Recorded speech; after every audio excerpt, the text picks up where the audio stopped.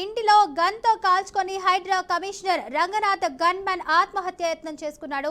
కృష్ణ చైతన్యను కామినేని ఆసుపత్రికి అయితే కుటుంబ సభ్యులు తరలించారు. ఇక కృష్ణ చైతన్య ఆరోగ్యం అయితే విషమంగా ఉందని డాక్టర్లు తెలిపారు. బెట్టింగ్ యాప్స్ కి బానిసై భారీగా అప్పులు, ఇక ఆర్థిక సమస్యలతో కృష్ణ చైతన్య అయితే ఆత్మహత్యాయత్నం చేసుకున్నట్లు సమాచారం.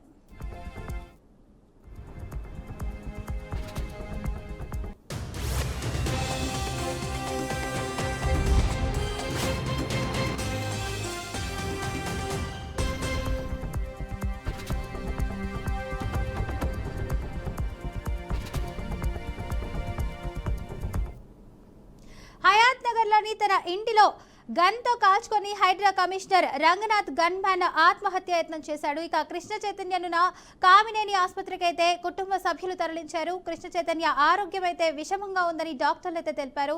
ఇక బెట్టింగ్ యాప్స్ కి బానిసై భారీగా అప్పులు చేసి ఆర్థిక సమస్యలతోనే కృష్ణ చైతన్య ఆత్మహత్యాయత్నం చేసుకున్నట్లు సమాచారం.